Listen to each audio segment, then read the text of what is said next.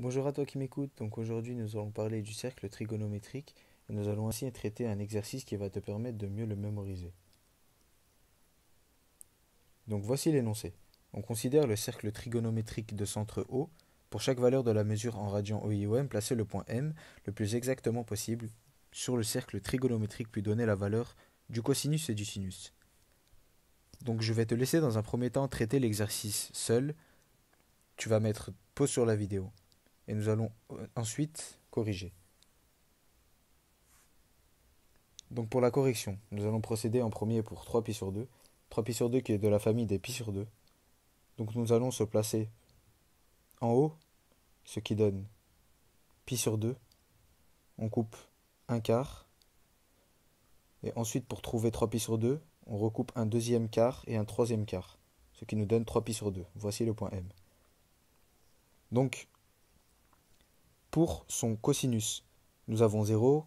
On se place sur l'axe des abscisses, à retenir les cosinus sur l'axe des abscisses. Ensuite, pour le sinus, nous allons se placer sur l'axe des ordonnées et descendre de moins 1. Donc pour l'angle 0, celui-là est l'un des plus simples à placer. Nous allons se mettre sur l'axe des abscisses, ici à 0 ou 2π. Voici le point M que nous allons placer ici.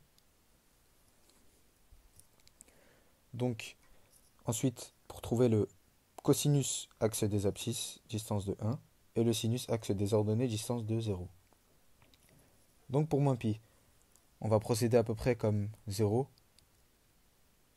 Nous allons tourner dans le sens inverse, c'est-à-dire le sens des aiguilles d'une montre, et placer le point moins π. Ensuite, pour trouver son cosinus, distance de moins 1 sur l'axe des abscisses, et distance de 0 sur l'axe des ordonnées.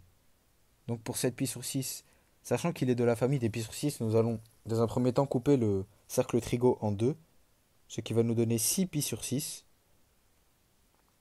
pour ensuite placer le septième π sur 6 en se mettant sur l'axe des ordonnées à moins 1,5. Et ainsi placer le point M ici. Donc pour trouver son sinus, nous allons commencer par le sinus.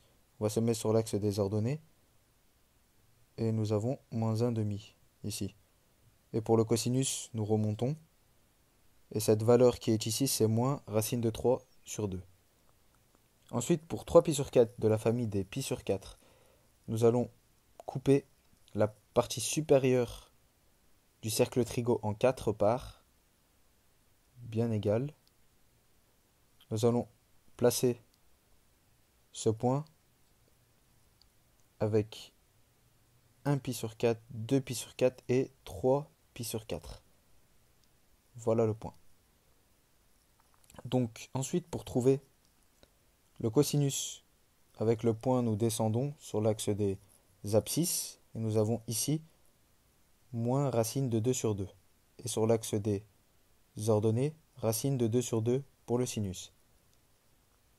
Ensuite, pour moins π sur 3, de la famille des π sur 3, nous allons tourner, bien sûr, vu que nous avons un moins dans le sens négatif, se placer, bien sûr, sur 1,5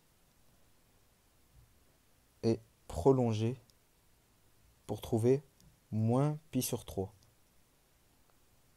Ensuite, pour trouver son cosinus, nous remontons, vu qu'on s'est au préalable placé sur 1,5, donc le cosinus est égal à 1,5, et le sinus, nous décalons vers l'axe des ordonnées, et nous trouvons moins racine de 3 sur 2. Merci et à bientôt en espérant t'avoir aidé.